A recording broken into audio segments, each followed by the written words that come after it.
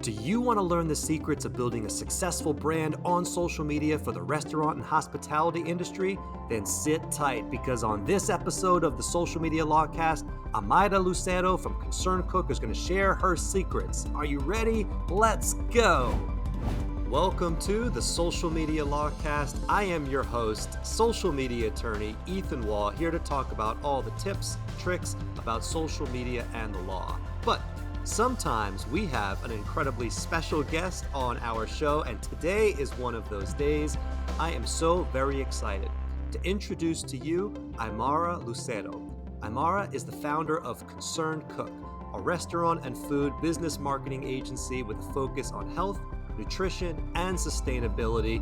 She is absolutely awesome. She's my tag team partner on some Instagram lives, and she is here to tell you about how she built this brand and how she serves others in the social media and marketing space. So without further ado, welcome to the show. Thank you so much. That was a great introduction. Well, thank you. Not my first rodeo. You can tip me on my Patreon account afterwards for the introduction. But yeah, super stoked and excited for you to be here. Awesome. Me too. I'm happy to be here, and I'm glad that I am one of your special guests. So ready to get into it. Yeah, for sure. And you've had a big morning. We were talking before the show that Yes. you had some exciting stuff going on. Without spoiling anything, what's Yes. what's happening in your world? Well, I've been doing a lot of interviews lately, locally and with other projects that I am working on. Like I've been doing something for 2 years called Latin Restaurant Weeks, where it's actually, it started in Houston and now it came to Miami, came to Chicago, and it's a couple that is supporting Latin owned businesses in different communities. So you have a special menu, and it's a whole grassroots project where you have to contact like 500 restaurants, ask them to sign on. And we were getting a lot of press from that, and from that I've been getting other different things, and I'm looking into hosting some things for a restaurant media agency. So a lot of fun stuff where we get to talk about our business that we love doing. So I'm excited. Incredible. I have a celebrity right here on the podcast. No, This you're is fantastic. Okay. For everybody listening out there, feel free to get a pen, okay, and an envelope ready, so you can mail that to Aymara, and she can give you an autograph, and you can say, "I knew her when," before she became big and famous. So amazing. one day. That would be fun. That would be really fun to have Yes. maybe our own little shows. Well, you have one Yeah. right here. Bring it on. Let's do it. So, in addition to being a celebrity influencer in kind of the food and marketing space, you are also the founder of Concerned Cook. So, tell us, what is Concerned Cook, and how did you dream up this concept in the first place? Well, this has been 10 years coming. So here we are. Concerned Cook is a restaurant and food product marketing agency. It started due to my experience in working with restaurant franchises in Miami and restaurant groups, but more overall for my love for the hospitality experience and the service industry. Because as anyone that goes to a restaurant, a cafe, a hotel, it's an entire experience that there's a team dedicated there to provide you. And all over the world, it's something that connects us: food, restaurants, cuisine. It just connects us to culture, connects us to everything. So I've always been really fascinated by that. And about 10 years ago, I joined Weight Watchers, and I was trying to figure out kind of like how to cook things that I loved cooking, because I've always loved cooking really healthy things, but also how to teach other people how to do it. Because a lot of people really want to have a healthy lifestyle, but they're not necessarily interested in all the work that comes behind it, because maybe they don't like cooking. They're not interested in it, but they just really want to have a healthy life and get that outcome, get to the end goal. So I just kind of wanted to be a vehicle for those people while keeping myself accountable. And then it grew once I started making a lot more healthy recipes. I mean, my family has always cooked a lot. They also cooked healthy, but I love kind of like the structure of the program. It's something that you can stay in forever.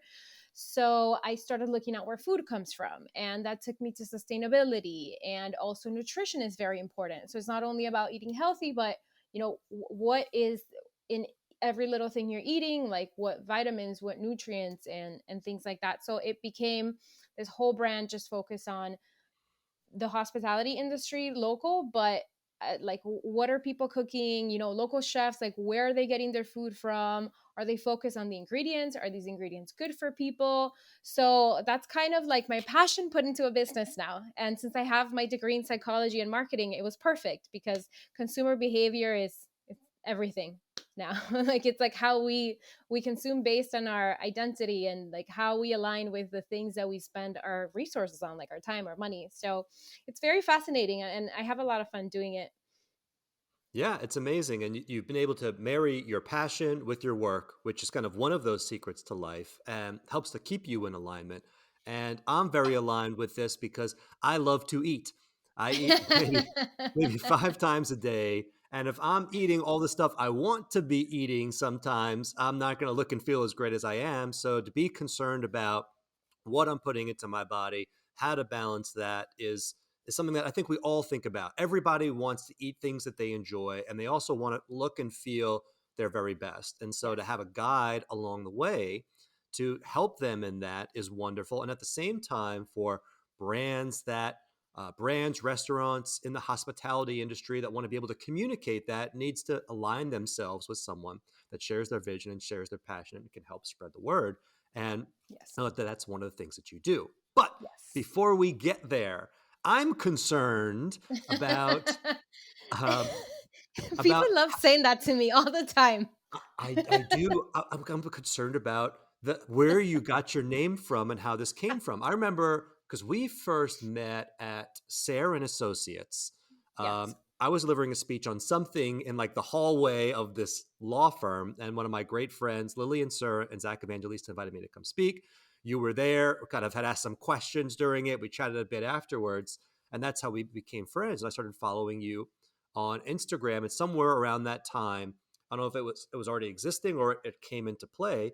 I saw Concerned Cook and I'm like, oh, this is cool. What is she concerned about? Like, what is this brand name all about? So, how did you come up with building this brand and picking this name? And what was that journey like along the way?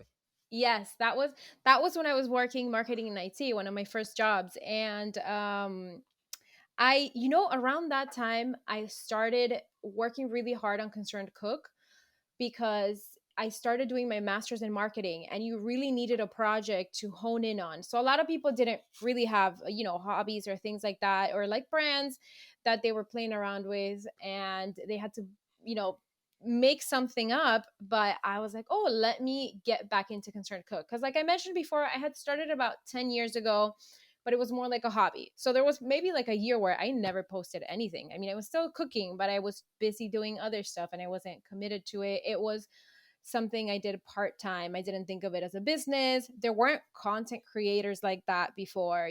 So it started actually as something else. It had another name. It was called Watch Your Weight because it was based on Weight Watchers, and it was on kind of like a blog website. I forgot one of, not Tumblr, the other one. And I remember that I was just doing it for fun, like keeping my recipes and whatnot. Really bad pictures with really old phones. And one of my coworkers, this man that I used to work with, I asked him if he had seen it because he followed it, and he was like, "The name kind of offends me, though." I was like, "Wait, what do you mean?" He's like, "Yeah, I just feel like you're yelling at me, saying watch your weight." And I was like, "Oh, I thought it was just a play on Weight Watchers because it was like points. It was just directed to those people. Like that's the only people that would be interested in it. People that were counting points."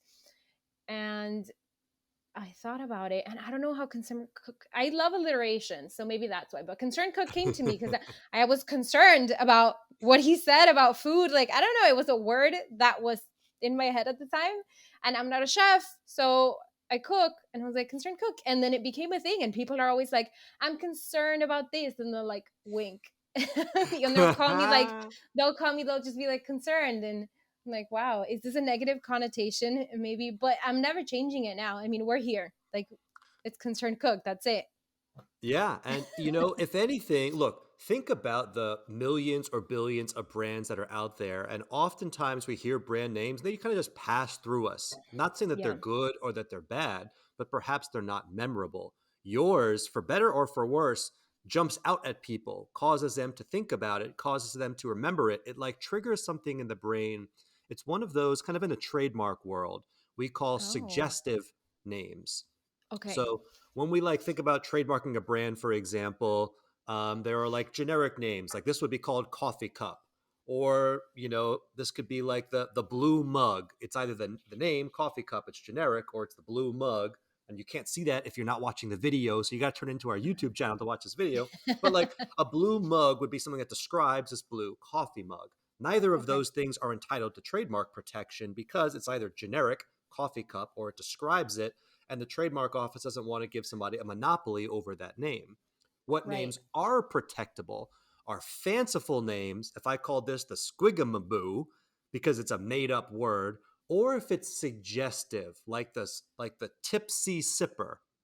Here, Oh. that's like, oh, okay, the mug can tip a little bit so it doesn't fall over, and I sip out of it so it doesn't describe it, but it's suggestive. It like creates this thought in your mind of what's a tipsy sipper. Also, I just made that name up.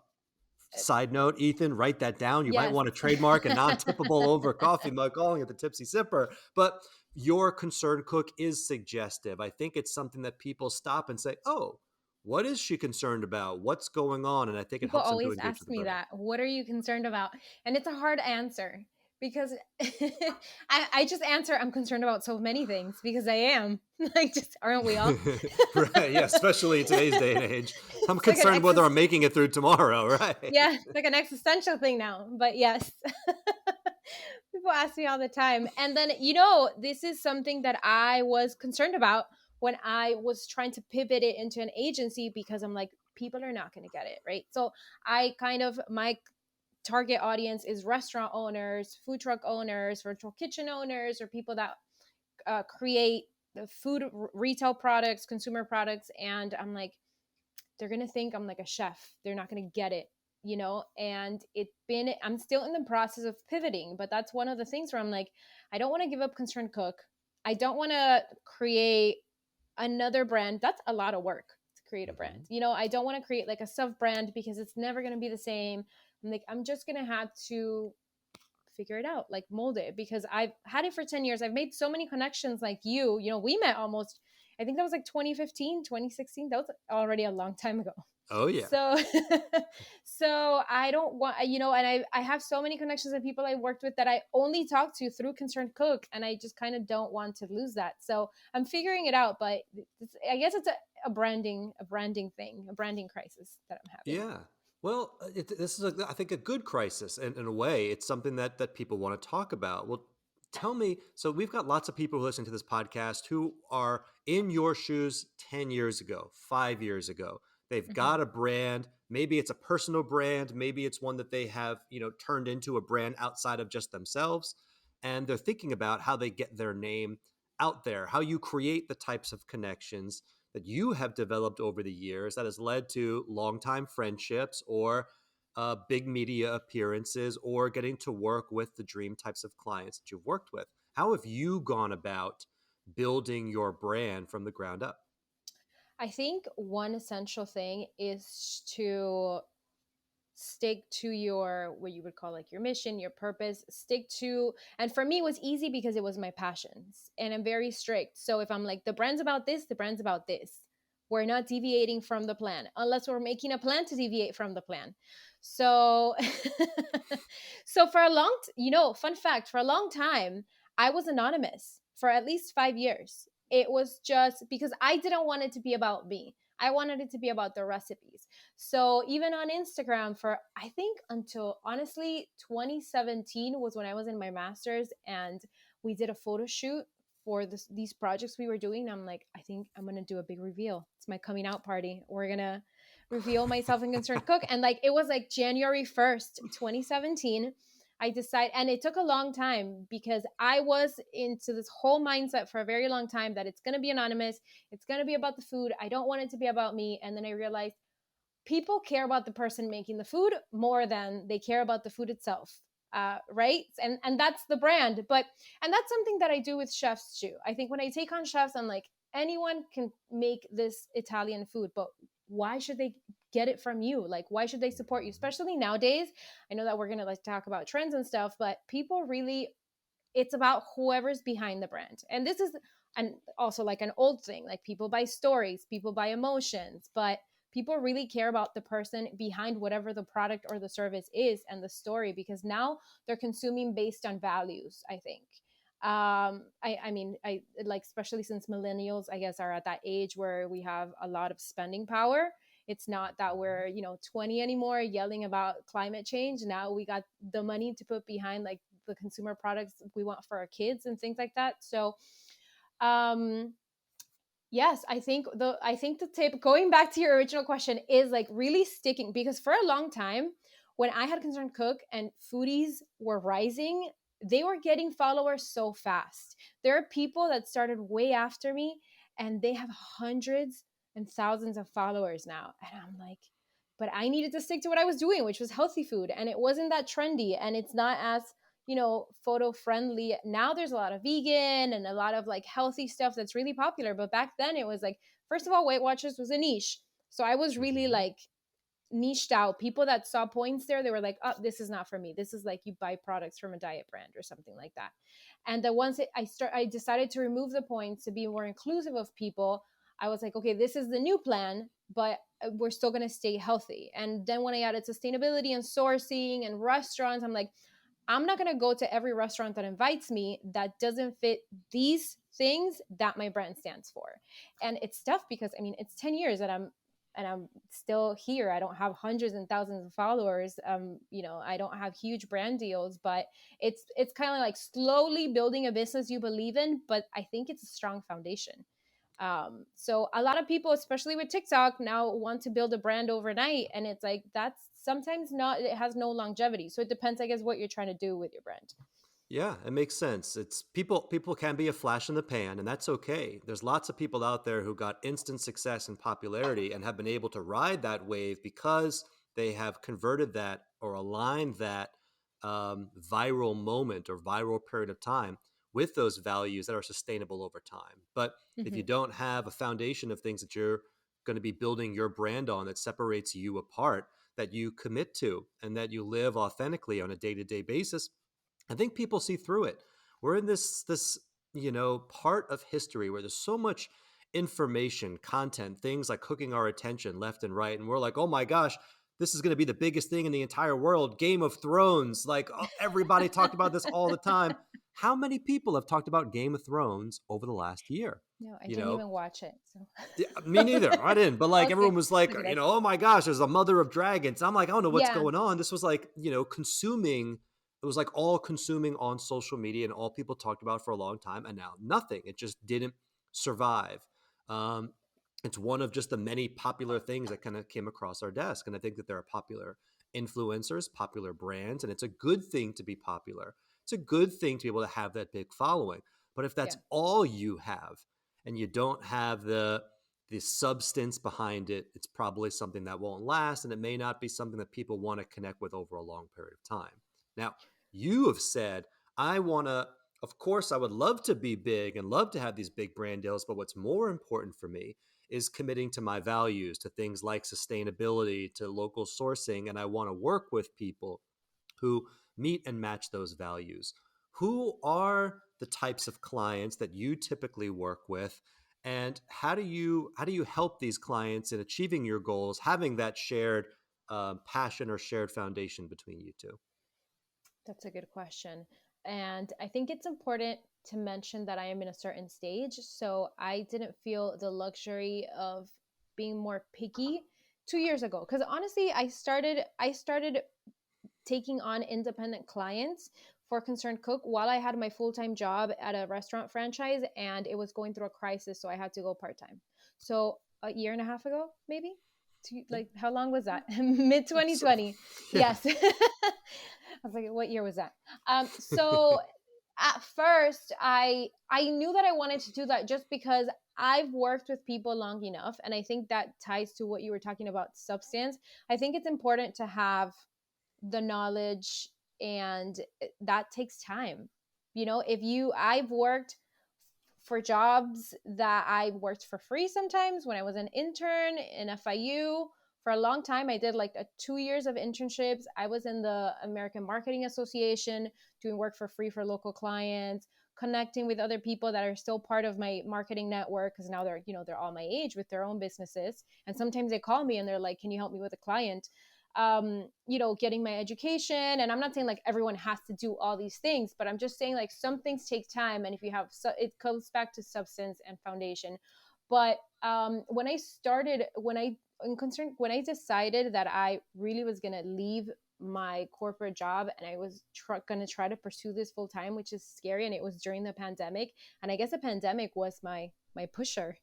um, I was like, okay, I want to work with only certain type of clients, and I'm still having that issue where I'm trying to figure out where I draw the line of it. It's a mix between their values, whether I like them as people, because I don't know if you ever listened to Marcus Lemonis.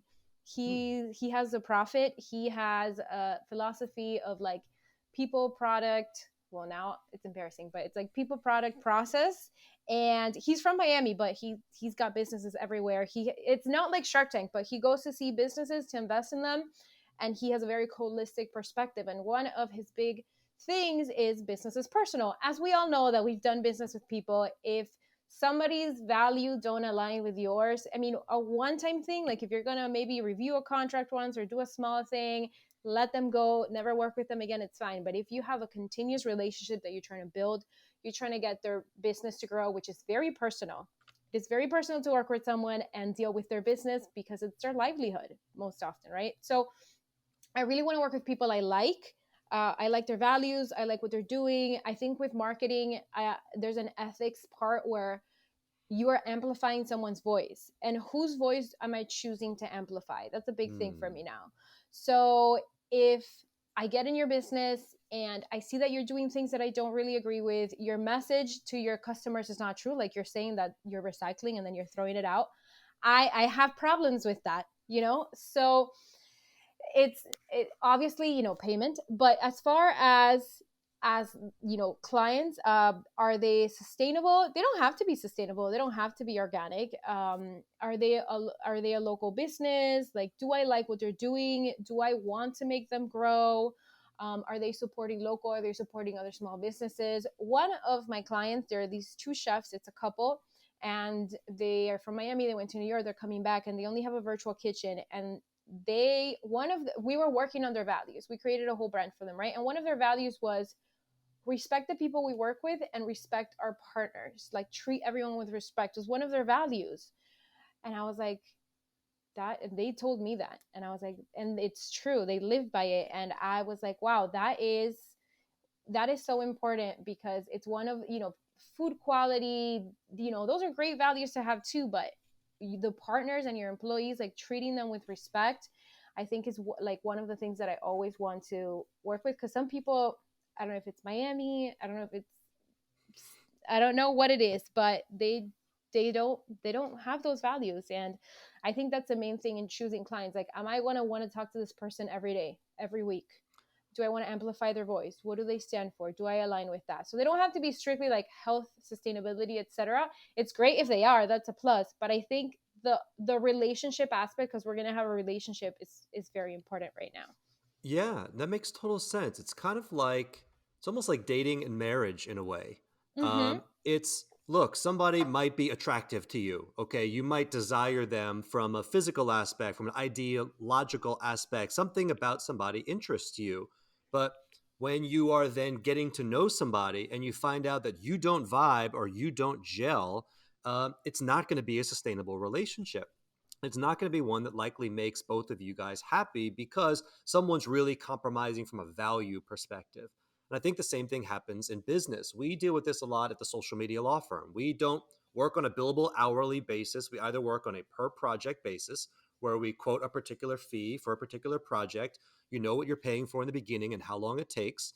And then once that project is done, once we decide on that, you pay, we deliver or exceed those expectations, and then we move on from the project. other clients who work on a retainer basis, where they're with us for a fixed monthly fee and we're handling all their legal work month over month.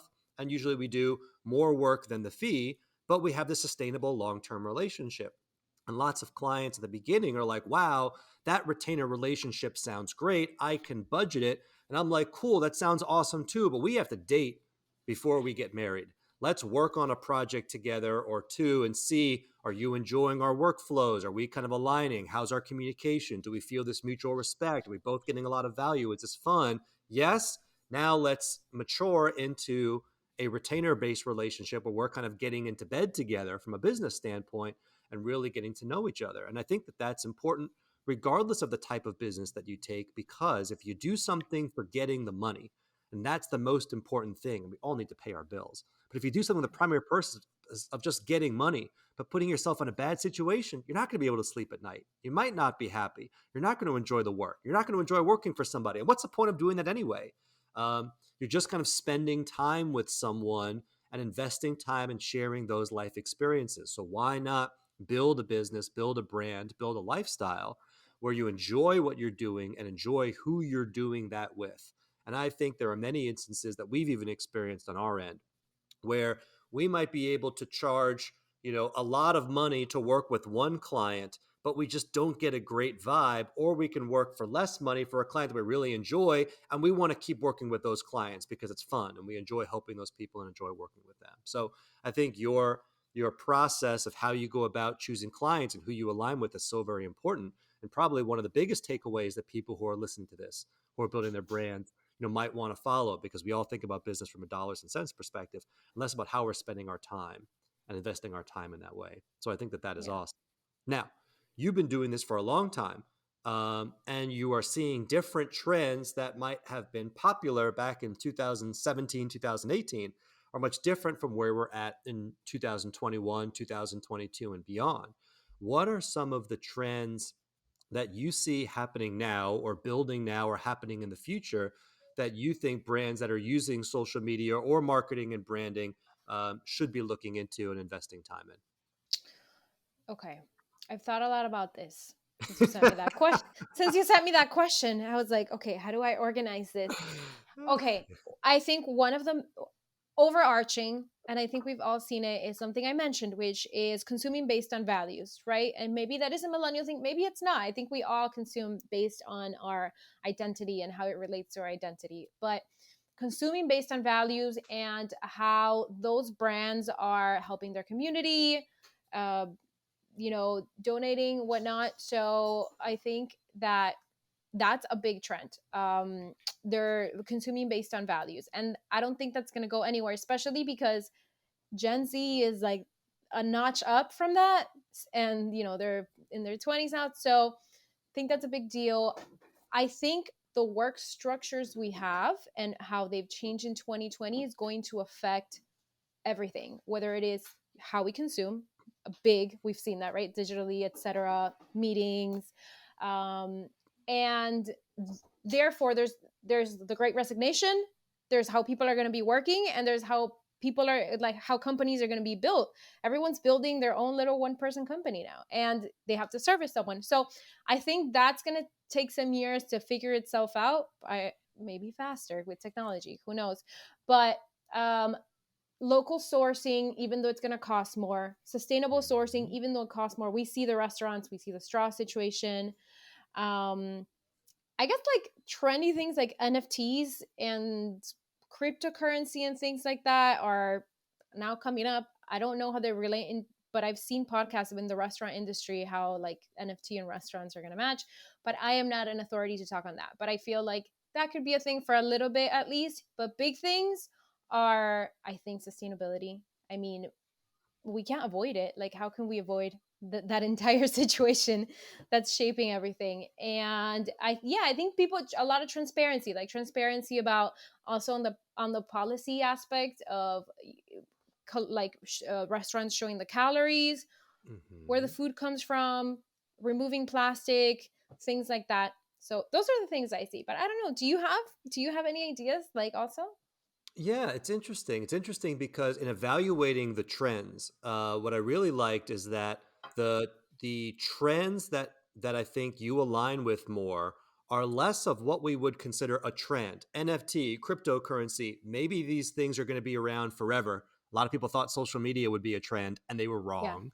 Yeah. Um, and so, where I think we're still at that early stages of what these things are going to be like, but the trends that you focused on are really kind of more of those value based type things. How are people being treated? How are we connecting with the environment? How are we basically kind of taking, the trend is almost looking backwards at Yeah. what is good from a universal perspective, prior to the advent of technology that's making things, go much faster and much more digital, and bringing those holistic type values into today's day and age, because that's what separates, I think, brands from everybody else, because everyone is going towards those new and unique trends. And it's not to say that NFTs and cryptocurrency isn't cool. I had this really interesting legal consult yesterday all about NFTs and copyright law. And I'm like, That's oh man, this is right. super interesting. That's I love that's this gonna be your stuff. new frontier. Look at that. It might be, or it could just be a passing trend. But, at the end of the day, being able to decipher what's the next big thing versus what are things that are sustainable over time as a trend to be able to build your values around, I think is an important distinction. And I Yeah. think one mistake that people can have is potentially grabbing onto what's the trend of now and putting all of their time and resources behind it without seeing how that aligns with themselves and with their big picture and with their mission and with their vision. So I think kind of, leaping before you look could be one mistake, but I'm curious from your perspective, what are some other mistakes that brands might be making right now, or that entrepreneurs might be making, or maybe a mistake that you had made along the way, that has helped to launch you or catapult you forward until into the person, the brand that you are today? Well, what you just mentioned is one of them. And I think it ties back into what I talked about Concerned Cook and building a sustainable brand, and sustainable in the sense of sustain itself over time, like a strong foundation. And I think a lot of people build brands based on what's trendy, like a niche that's underserved, but not things that they're really like honest about. Like that brand that I was talking about, the two chefs that they live by like respecting their partners, and I think that if you build your business in any way that you can shape it based on values that you really believe in, and even when you're not running it, when maybe it's a bunch of people running it and you are the CEO or the founder, you're not even in the business anymore, it has to have a brand that stands for whatever that is, right? Mhm. So I think a lot of people need to think about that, so it's not quick cash. It's I worked in the franchise industry, and you see that a lot there. People are investing in businesses just because they don't need to love the restaurant industry. They don't need to like be a chef. They don't need to love food, but they can't just like invest money in something and walk away. Like it's gonna run itself. A restaurant does not run itself. The That is the food doesn't last cook thing. itself. The guests don't seat themselves. The lights don't turn on by themselves. That is the last thing that runs itself. There's like an Uber Eats order that goes wrong with the driver, with this, with that, and it's a quick chaos that happens. And you need someone managing it. So I think like committing to whatever that is, like committing to being a business owner and operating this business, committing to like running my business a certain way. I think a lot of people, and especially now because everyone's starting something, let's say they quit their job and they're going to invest in being a freelance X something, right? So is this what you're going to be doing for the next 5 years? Because are you going to be doing it for 6 months, or like, kind of like that? I feel like a lot of people are, I don't know if that's a mistake, but I think it's something that people need to evaluate a little bit longer. There's a, TikTok makes everyone want to start a TikTok business, and I don't know how I feel about all of that. Other mistakes,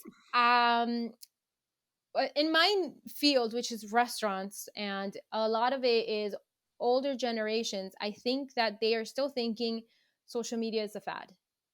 It is not a fad, as we know. It is the new way to connect with other people. There's still other ways, and I think that word of mouth is important, face-to-face service, but a lot of places are just virtual restaurants, or half of your business comes from Uber Eats, from people that are never going to see your face. So I think and making sure that your digital experience, whether that's your website, whether that is your social media, whether that's your third parties, your Uber Eats, your DoorDash, your online ordering, whether you have local partners or you are investing in a school locally, I think having, you know, and influencers, people think also influencers are a fluke, and some, you know, there's a back and forth. I've been in both sides of the coin, but I just think like looking around and making sure your digital experience is on point, because that digital is not going anywhere, especially after 2020. Like we don't know how long the pandemic is going to be here, honestly.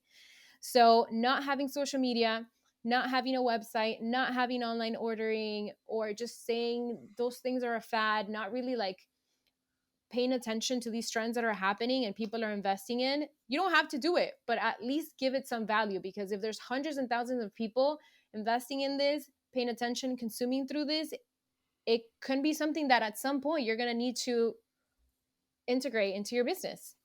Yeah, it makes sense. And I think lots of businesses, even people, even myself, are resistant to change, and we're resistant to things that maybe the latest fad that we don't want to dive into. And it might be hard to decipher between what's a fad and what's something that requires lots of time and attention. And I think, if anything, we need to embrace reality and deal with it. And if we are more of an old school type business or an old school type restaurant that, oh, we don't want to serve our food with delivery. We don't want to have a social media presence. We've been doing this for 50 years. Why change now? Look, on the one hand, there is a refreshing perspective to saying we've got old school values and we built things the right way, and that's not who we are. But on the other hand, the world is changing. And it is very possible that if we don't change along with the world, if we don't adapt our existing values and business model to take advantage of these new technologies, we may find that in a couple of years we're starting to become obsolete.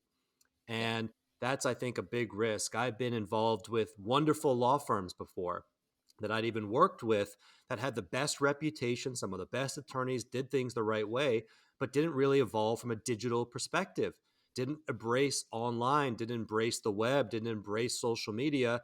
And that firm is now kind of transitioned as part of a different firm. And it could have been because it was a great business decision. It also could have been part of some things just don't evolve over time.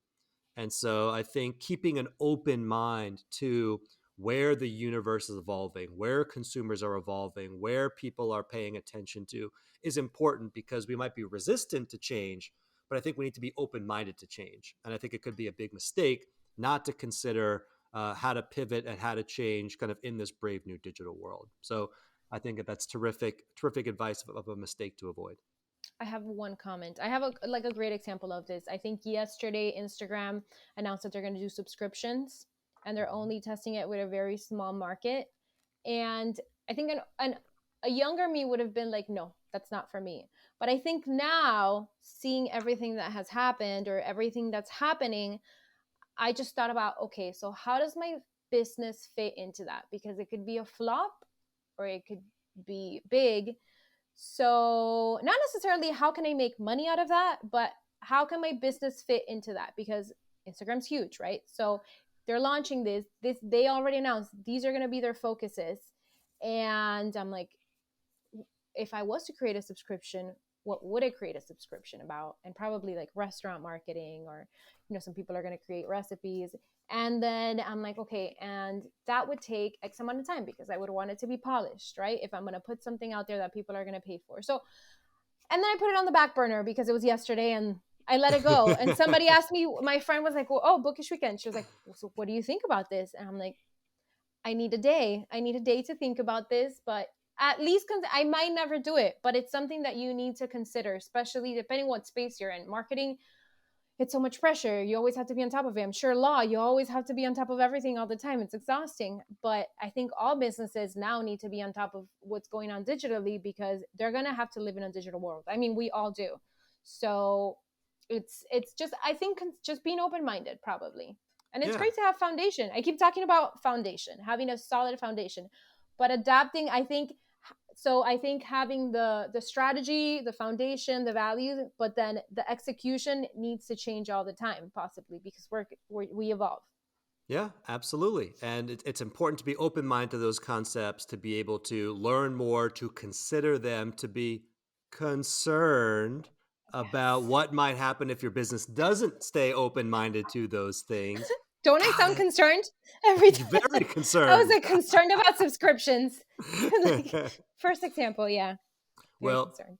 I know listening to this podcast today and watching this video, people are going to be concerned about, hey, am I going in the right direction? And they may want to start following you for some more tips. They may want to learn about this potential subscription service that might be rolling out at some point in the future on your You never Instagram. They know. want to follow along for cool tips about the hospitality industry, the restaurant industry. So, where can people find you on social media and how can they follow along and how can they work with you?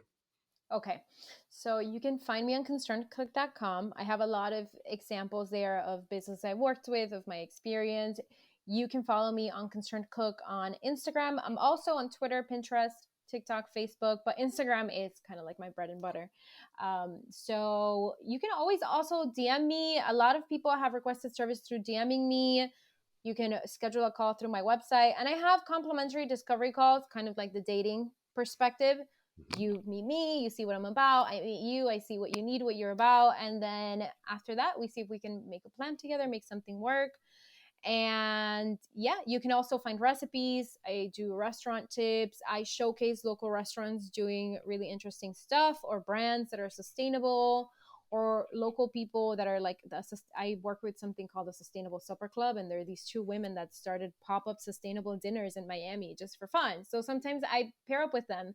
There's an eco-friendly venue that's doing a yoga class tomorrow, and I'm going to that too. So just fun stuff that aligns with the things that I believe in. And now I'm making it more like tips for restaurant owners. And then we did our live on social media law for freelancers, content creators, restaurant owners. So that's kind of like small business owners, content creators, freelancers. I think they'll get the most out of Concerned Cook, and people that like to cook, because I still always put recipes. Yeah, absolutely. Yeah. So, regardless of what it is that you're looking for or where you're coming from, we should take some time to visit concernedcook.com. Follow Aymara on the Concerned Cook Instagram account, whether you're a restaurant owner, content creator, marketer. You're going to learn different tips. If you're open minded to learning different strategies and perspective, it's a great account to follow, but even better, a great friend to make along the way. Thank you. We're celebrating our now 6 or 7 year friendship anniversary, which has been 99% digital since the one time that Yeah. we met in person. But, Since that you one know, time.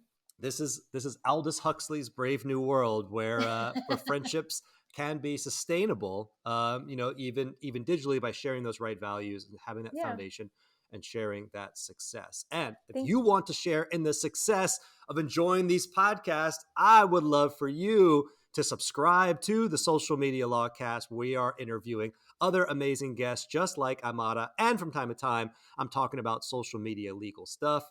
If you thought that this episode was great, because I know I did, Aymara deserves 5 stars Thank for you. hanging with me for the last 42 minutes and 44 seconds. So please subscribe to the podcast, leave a review, share it with your friends. And if you want to learn more tips about social media and the law, feel free to follow us at The Social Media Law Firm on Instagram as well. Or you can be super cool, follow us on LinkedIn. But I'm not on TikTok, so you won't find me there. But Soon. soon, I think we you will would see. thrive. I think you would thrive there. I know. I got to be open minded to it, and can get on It's it. you don't have to do 10 videos a day, but there are some financial and law people there that are just sharing their knowledge, and you would definitely thrive. Time for me to get on that boat. TikTok, yeah. This was an absolute blast. Thank you so much for coming on the show. Can't wait to do this again soon, and I hope that everything continues to be great. We'll talk soon. Thank you. Have a good day.